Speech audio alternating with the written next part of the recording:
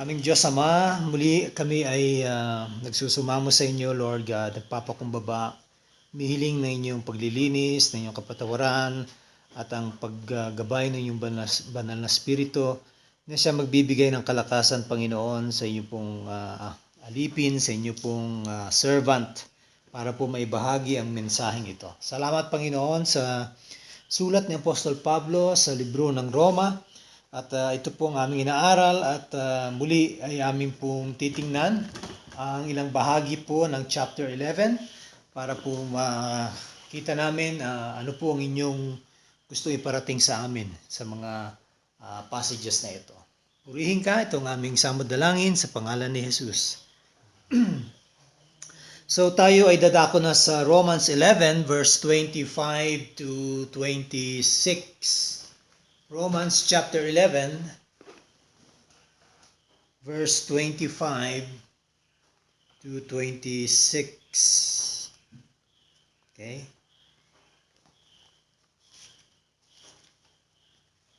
So sabi rito,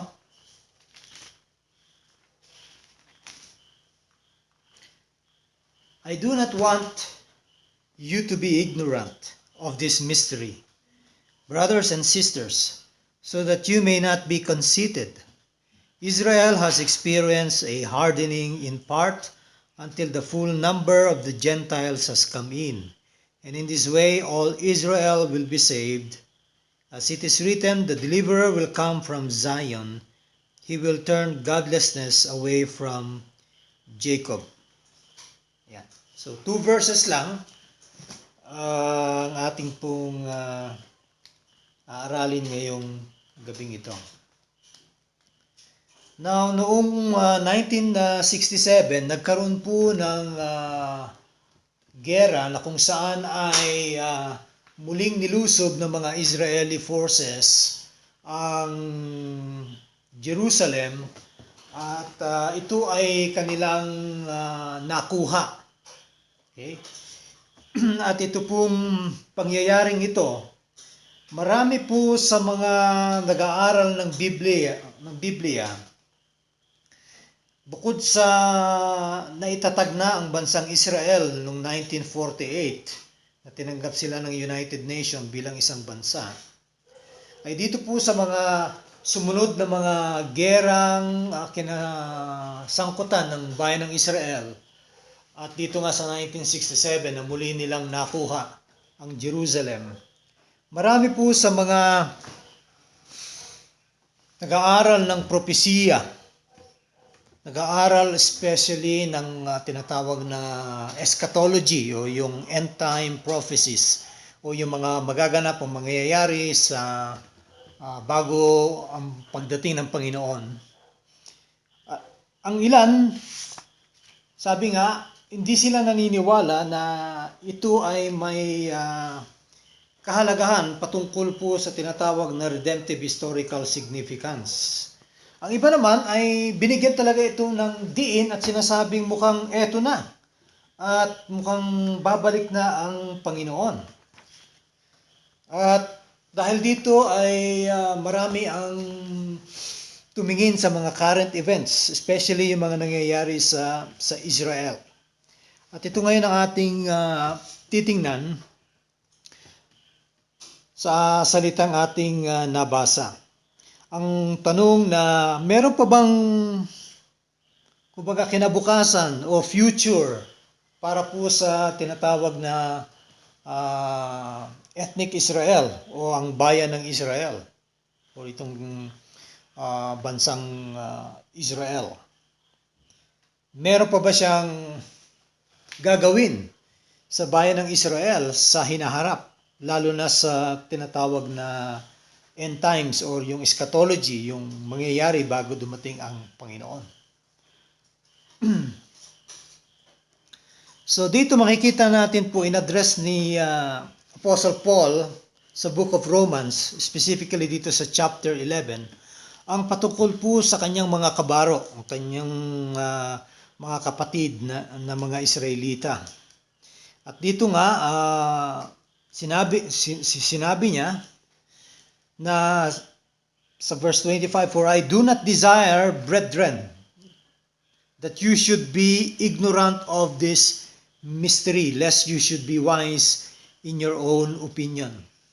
So, ang desire po ni Apostle Pablo para sa kanyang mga babasa, especially yung mga taga-Roma, at sa atin ngayon, sa panahon natin, patungkol po dito sa revelasyon ng Diyos, okay, ay dapat makita po natin na hindi po tayo gumagawa ng sarili nating mga opinion. Okay? Bagkus ay tingnan natin ano nga ba ang sinasabi ng Diyos patungkol dito. At ito nga ang pagkasulat, that blindness in part has happened to Israel until the fullness of the Gentiles has come in.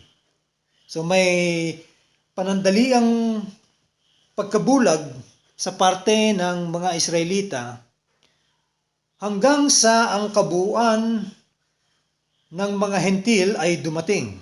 So yung salitang until is a time frame reference, meaning to say it is up to a certain point in time. So merong time na binigay para po sa mga Gentiles at pagkatapos niyan ay sinasabi nga ito namang pagkabulag ng Israel ibibigyan ngayon ng pansin ng Diyos. Okay?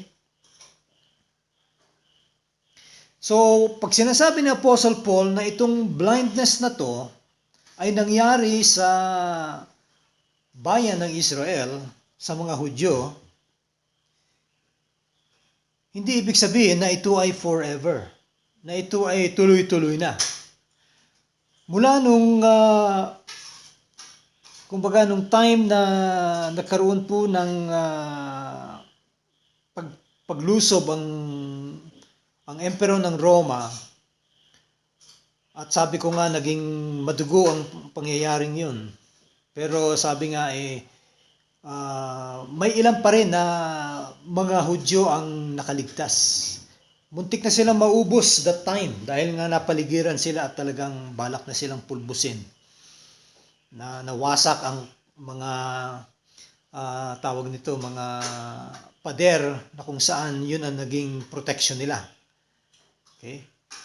So, dito po sa beginning ng chapter 11, nakita po natin na panandalian nagkaroon ng parang apostasy ang mga Hudyo. Pero sabi nga itong apostasiya o yung hindi pagkilala sa Panginoon, lalo na sa ating Panginoong Hesus, ay hindi po buo o hindi po pinal. Okay? It is not full or final. At kanyang pinapakita ito sa pamamagitan mismo niya na kung saan siya bilang isang Hudyo ay kinasihan ng banal na spirito at isa na siyang mananampalataya at naglilingkod sa ating Panginoong Hesus. So ibig sabihin, hindi po lahat ng mga Hudyo ay nagkaroon na nagtuloy-tuloy na sa kanilang kabulagan. Dahil si Paul mismo, bulag din siya nung araw in terms of yung kanyang pananaw, pero siya ay pinili nga ng Diyos, siya ay tinawag, at siya ay ginamit. At siya ngayon ang sumulat nitong mensaheng ito, o letter, o sulat, para po sa mga mananampalataya na taga-Roma. So, it is not the end of the story, ika nga. So, yung blindness na yan, o yung pagkabulag, sabi nga, has come upon them as a historical limit to it. Which is until, sabi nga, until the fullness of the Gentiles has come in. Hanggang sa ang kabuuan ng oras ng mga hentil ay dumating. So, dito po ngayon tayo papasok. Sa Biblia ay meron po tayong tinatawag na parallel expression dito po sa binanggit ni Apostle Paul. At hindi lang po kay Lucas, ito'y makikita natin kay Mateo at kay Marco.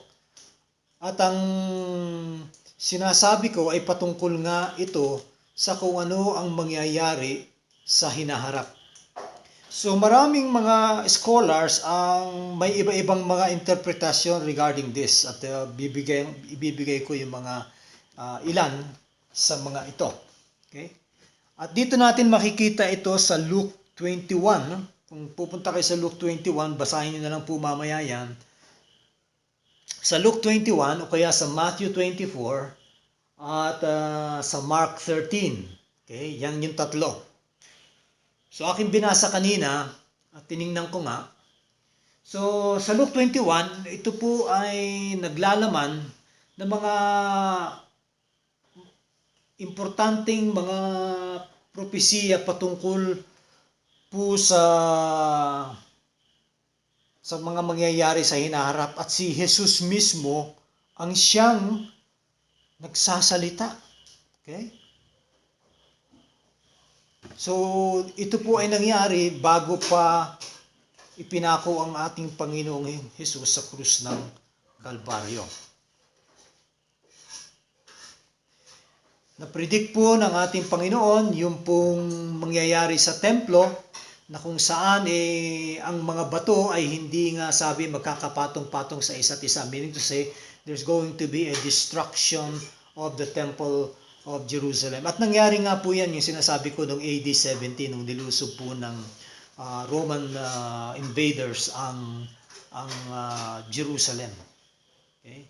At maraming namatay sa kanila, at maraming nga, sabi ko nga, ang ilan ay dahil nga napaligiran sila, hindi sila makalabas, nagkaroon ng taggutom, at yung mga buwan na yon, sabi nga, talagang nagkaroon ng delusion ang ilan na nag-resort sila sa cannibalism. Na sabi nung isa nga, according to historian Josephus, itong isang nagngangalang Mary, yung kanyang anak, isa siyang prominenteng kilalang tao sa lipunan. Hindi to si Mary ni nanay ni Jesus, kasi Mary is talagang kumbaga gamit na pangalan sa bayan ng Israel during that time. Nag-resort po sa paghahanap ng pagkain sa kung saan sulok-sulok na lang matatagpuan sa dahil nagiba na rin yung mga kalugaran nila doon. At dumating pa sa punto na yung iba ay nagkausap-usap na sabi, dahil sa gutom na ito, ating munang kainin yung anak mo, pagkatapos bukas ay yung anak ko naman. So ganyan po. Yan po yung propesiya ni Jesus na kung saan ay nakita niya ang Jerusalem na ito ay mawawasak. At nangyari na nga ito noong AD 70. At yan ay nasa history books. Si Josephus, isa pong historian, ang siyang sumulat kung ano po yung mga pangyayari sa loob ng siege na yan o yung pag-atake ng Roma. At sabi nga marami sa kanila ang namatay. At yung ibang mga nahuli ay ipinako sa krus. Nagkulang nga yung mga cross dahil nga pinagpuputol na yung puno sa tawag niyan, sa malapit sa lugar na yon, at ginawang mga krus para ipako yung mga Hudyo. Okay? Now, napaka-importante ito sapagkat Jesus mismo ang siyang nagbigkas. Okay? Ito yung tinatawag na Olivet Discourse or Olivet Discourse. Kasi po ito ay nangyari po sa Mount of Olives. Yun lang naman pong ibig sabihin niya. Olivet Discourse, mean to say yung pagsasalita ni Jesus patungkol sa mangyayari ay naganap doon sa Mount of Olives. Okay? So, ano itong tinatawag na end of the age? Well, sabi ng ilang mga scholars, itong end of the age, yung patungkol nga sa end times, yung katapusan na ng mundo, na kung saan babalik na ang Panginoon. Ang iba naman, gaya po ni R.C. Sproul, ang kanyang paniniwala ay ito ay patungkol sa end of the age ng mga Hudyo. So he was speaking about the end of the Jewish age, meaning to say, yung kanilang time na sila ay nandoon sa Jerusalem, sila ay nilusob, at dahil sa paglusob na ito, sila ay nagapi. Ibig sabihin, yung end ng kanilang pananatili bilang isang bayan, isang bansa sa lugar na yon ay nawala na muli. Na parang na scatter na naman sila all over the known world during that time, at hanggang sa umabot pa sa tumagal na, at yun na nga, hindi na muli sila nakabalik sa bayan ng Israel. Okay? Dahil nga ito'y hawak na ng mga Hentil, hawak ng Roma during that time. Okay? Ng Roman Empire. At nalaman na lang natin na nagkaroon ulit ng dispersion many years back, at yung iba sa kanila, sa mga Hudyo, ay nagpunta ng Spain. Okay? At yung iba nagpunta ng Europe, at yung iba nagpunta na ng Russia, ng US, at sa iba't ibang lugar. Yung iba nga napunta pa dito sa Pilipinas. Okay? Dahil nga hindi sila, kumbaga sila ay tinutugis. Pero nung sila nabigyan na ng pagkakataon na makabalik before 1948, at yung 1948, sila muli ay naging isang bansa na kinikilala na ngayon ng United Nations. Kaya't marami pa rin sa ngayon, lalo ng mga dispensationalist, ay tinitingnan yung mga current events na nangyayari sa Jerusalem, nangyayari specifically sa bayan ng Israel, na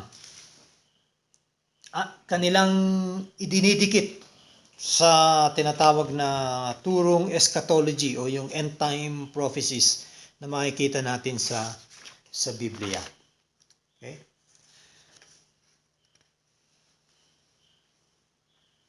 So dito, nung AD 70, yung templo po was destroyed, at yung kanila pong mga pagsasakripisyo dun sa templong yon ay natigil na. Sila ay nag-scatter, yung mga nakaligtas, sila po ay lumipat na ng ibang bayan. So, ang katanungan muli ay itong ating binabasa sa Romans chapter 11. Meron pa bang future o hinaharap ang bayan ng Israel at ang siyudad ng Jerusalem? So dito makikita natin na sa mga Hudyo, ang isang generation para sa kanila, masasabi na mga roughly around 40 to 48 years, mga ganyan. Yan ang sa kanila ay isang generation. At nung sinabi ni Jesus sa Matthew 16:28, "Assuredly I say to you, there are some standing here who shall not taste death till they see the Son of Man coming in His kingdom." So, nagpropesiya ang Panginoon na sabi, meron mga nakatayo dito na kung saan ay hindi sila mamamatay hanggang makita nila na ang anak ng Diyos ay darating pagdating sa kanyang kaharian. So, may iba-iba po mga interpretation na naman pagdating dito, dahil ang sabi ng ilan, halimbawa gaya ni R.C. Sproul, ang kanyang pagkaintindi is that very plain yung sinabi ni Jesus na tinutukoy niya yung mga taong naroroon sa lugar kung saan siya nagsalita nitong mga ito. Nasabi niya that within a generation, within 40 years, parang ganyan, sabi, so sila yung mga nandun na buhay ay hindi mamamatay bagkus makikita nila ang pagdating ng anak ng tao, pagdating ng kanyang kingdom. Now, sa pananaw ni R.C. Sproul, ang pagdating ng anak ng Diyos o ni Jesus ay hindi yung literal na talagang makikita siya, kundi kumbaga spiritual visit Actually, it is more, masasabi natin parang pagbisita dahil sa, kumbaga, yung tawag nito, pagkabulag ng mga Israelita na hindi nila kinilala si Jesus. Kaya yung nangyari noong AD 70, masasabing dumating ang anak ng Diyos, pero ang kanyang pagdating ay ang paghusga sa bayan ng Israel. Okay?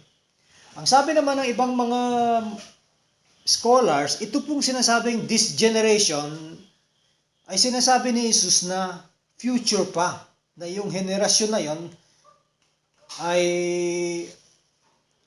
hindi mamamatay pagdating ng ating Panginoong Hesus, na talagang literal magpapakita siya. At ito ang marami ang naniniwala na ganito nga ang mangyayari, na talagang babalik ang Panginoon, at sabi nga, every eye will see Him, and makikita nila ang Panginoon sa kanyang pagbabalik, kasama ang kanyang mga hinirang, na i-establish niya ang kanyang bagong langit at lupa.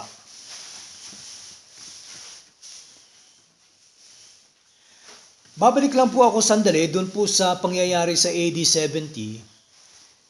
Nung nag-warning po si Jesus patungkol po sa kanyang mga disipulo, sabi niya, pag ito nangyari, ang mga bagay-bagay na to, huwag kayong bumalik sa inyong tahanan. Pagkus, sabi nga, pumunta kayo sa mga bulubunduking lugar. Ang ginawa po ng mga Israelita, karamihan po sa mga Hudyo, imbis na sundin nila yung warning ni Jesus, sila mismo ay pumasok sa loob ng Jerusalem, na kung saan feeling nila yung mga pader ng Jerusalem ang magproprotekta sa kanila. At hindi po nangyari yan, sapagkat nung lumusob na po itong mga Roman soldiers na yan sa Jerusalem, sabi ni Josephus, at the time of Jerusalem's destruction, 1.1 million Jews were slaughtered because they went to the city. Pumasok sila sa loob ng siyudad ng Jerusalem. Nang kabilin-bilinan ni Jesus sa kanyang mga disipulo, go to the hills instead. Kaya dito makikita natin, may mga Kristiyano na during that time. Okay? And yung mga Kristiyano, sinunod nila yung utos ng Panginoon, and they were spared from the destruction that took place within that 40-year period. Ganyan po nangyari. So, ito po mga libro, gaya ng akin nabanggit, itong The Late Great Planet Earth ni Hal Lindsey, at saka itong Left Behind ni Tim LaHaye, ay naging mabili. At marami ang nakabasa nito, at sabi ko nga, naging pelikula pa, to the point na marami ang napaniwala na ganito ang mangyayari. Na sinasabi na magkakaroon po ng mga earthquakes at mga wars, okay, mga yan. At may mga pestilence and everything. Now, pagbabasa po tayo ng mga propesiya, gaya po na lang ng mga propesiyang gaya nito, okay? Lalo na sa Book of Revelation, ay matalinhaga, maraming symbols. Okay? Huwag ka agad-agad tayong babasa nun na parang literal yung basa natin. Gaya ng pagkasabing the moon will turn red, okay? And the sun will not give its light, yung mga ganyan. Yung mga yan, makikita rin po natin yan sa Old Testament na eh. Okay? Akin lang babasahin ang ilang mga propesiya nangyari sa Old Testament para mabigyan ito natin ng linaw. For example, yung pong propesiya patungkol po sa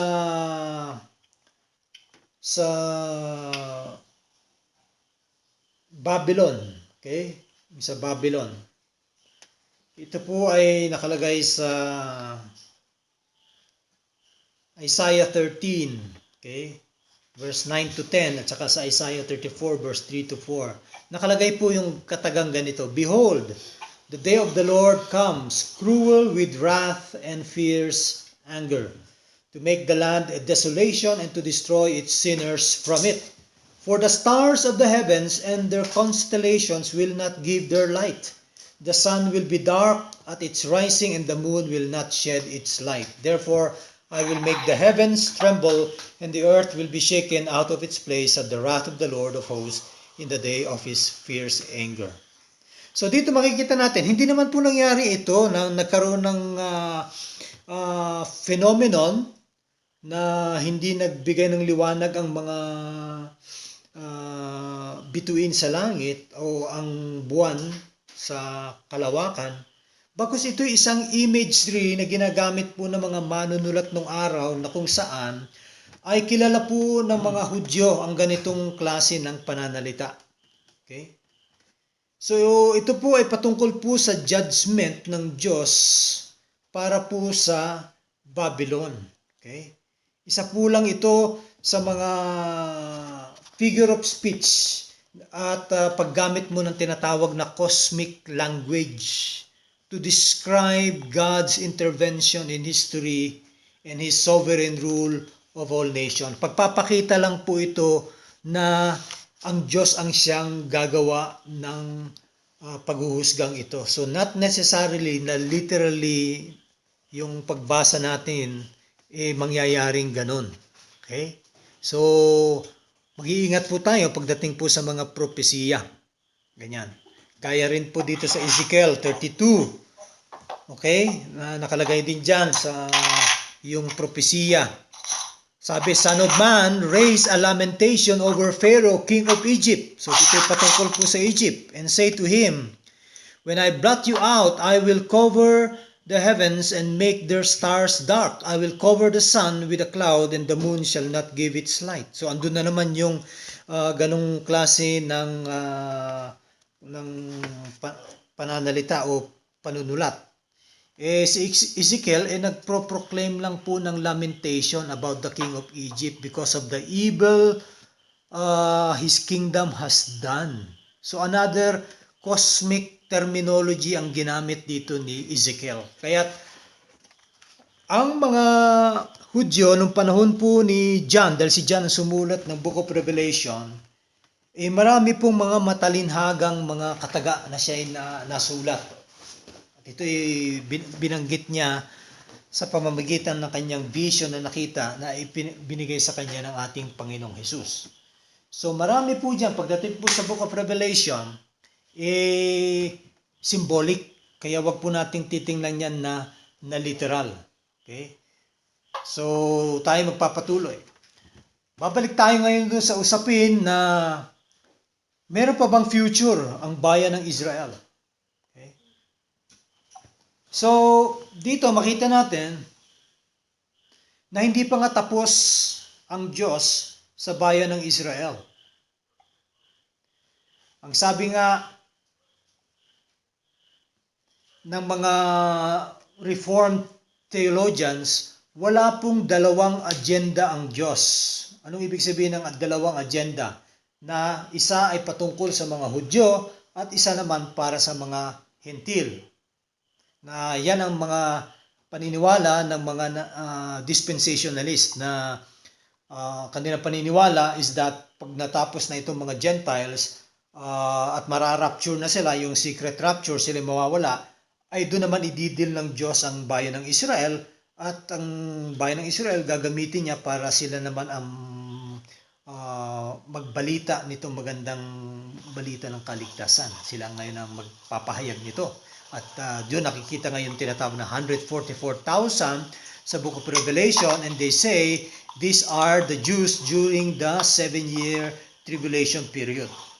Now sa mga reformers, gaya po natin, hindi na po tayo naniniwala dyan sa literal na 7-year tribulation or yung tinatawag na mga dalawang agenda ng Diyos. Bagkus iisa lang po ang agenda ng Diyos. At ang agenda ng Diyos ay ipagsama ang mga Hudyo at ang mga Hintil sa kanyang kaharian. Yun ang agenda ng Diyos. Wala po siyang dalawang agenda. Wala po siyang pinapaboran na masigit kaysa dun sa isa. Kaya't sabi nga dyan sa verse 26, all Israel will be saved. So kung si Paul, ang tinutukoy niya rito is yung spiritual Israel na yung mga ilang mga scholars, ganito po ang tingin nila, ay hindi na yan yung bayan ng Israel. Yan yung spiritual Israel na kinabibilangan ngayon ng church, ng mga Hintil at mga Hudyo, sabi niya. So, pagka ganun, di parang bakit nagbabago-bago si Apostle Paul ng paggamit ng salitang Israel, okay? Kung nung sa chapter 8 hanggang chapter 9, tinutukoy niya yung Israel as yung bayan ng Israel mismo, yung ethnic Israel. Ngayon, biglang sasabihin niya, ay hindi na to yung Israel ng mga Hudyo, kundi ito yung iglesia na ng ating Panginoong Jesus, which is now the New Israel. Now, yung sinasabing salitang the word all, dito po sa scripture, sinabi, all Israel will be saved. Hindi po ito nagsasabi, kaya pag nagbabasa po tayo ng scripture, pag nababasa nyo yung all, hindi ibig sabihin characteristically ito ay patungkol sa bawat isa at sa lahat. Okay? Okay? Ang sinasabi po dito ni Apostle Paul is that yung mga hinirang ng Diyos na galing sa bayan ng Israel ay maliligtas. Okay? Lahat ng mga hinirang, yun ang ibig sabihin niyan, na manggagaling sa bayan ng Israel ay maliligtas. Okay? So magkakaroon ng tinatawag na pagkilos ng banal na spirito, sabi nga, pagkatapos na ng oras ng mga Gentiles. Pag natapos na ito, actually we are now in the time of the Gentiles. Tayo ngayon, ang iglesia ang ginagamit ng Diyos para umabot sa mga hindi mananampalataya. At pag titingnan nyo po, di ba nabanggit ko kahapon, that magmula po noong 1967, yung pangyayaring ito, ay nagkaroon po ng malaking gawain para ibanghelyuhan ang mga Israelita na nakatira sa Jerusalem. Ang mga Israeli na tinatawag na naroroon sa lugar ng Israel ngayon. At hindi lang yan, pati yung mga Israel na na-disperse, sila ngayon ay miniministeryuhan ng mga nasa loob ng iglesia, ng mga mananampalataya. So nagkaroon talaga ng great evangelism. Kaya nga sabi ko yung isang grupo na aking napanood sa Facebook, ay sila yung mga Jew na nakakilala sa Panginoon at sila ngayon ang siyang umaabot sa kapwa nila mga Hudyo. Kaya I believe na pag binasa natin itong ating binasa nga, itong ating pinag-aaralan, na talagang pagkatapos po nitong panahon ng mga Hintil, pag ito'y natapos na at na-fulfill, ay magkakaroon po ng pagkilos ang banal na spirito na kanya namang kilusan ang bayan ng Israel. Now, hindi ibig sabihin na lahat sila ay maliligtas. Kundi yun lang mga hinirang ng Panginoon. Dahil makikita na natin sa buhay lang ni Apostle Paul, isa rin siyang Hudyo pero siya nakakilala. So therefore, whether you're a Jew or you're a Gentile, sabi nga, the gospel will be preached to you. At nasa sayo na yan kung ikaw nga ba ay kikilala o hindi. Kung hindi ka kikilala, hindi ka hinirang. Pero kung ikaw ay kikilala, ibig sabihin, ikaw ay anak ng Diyos. Okay? So, ito pong misteryong ito, patungkol po sa mga Hudyo na nagkaroon sila ng panandaliang pagkabulag. Sinasabi ni Apostle Paul na yung future ng kaharian ng Diyos na mangyayari sa hinaharap ay malaking bagay yung muling kikilusan ng Diyos ang mga Hudyo. Hindi dahil sa sila mismo ay naging mabuting tao, sila ay bigla na lang bumaliktad, kundi ang Diyos mismo ang siyang gagawa. Yung mga gumagawa ng hindi maganda, yung mga hindi naniniwala kay Jesus, bigla niya itong kikilusan ng banal na spirito at bigla silang babaliktad at sila'y kikilala. So sabi nga ng ating yung sinabi ni Luke, okay, na this generation will not pass away. He meant exactly what he said. That generation did not pass away until the temple in Jerusalem were destroyed and our Lord visited His people in the time of their wrath. So, kung yan ang paniniwala mo na nangyari na yan, gaya ni R.C. Sproul, yan po ang ibig sabihin niya dyan.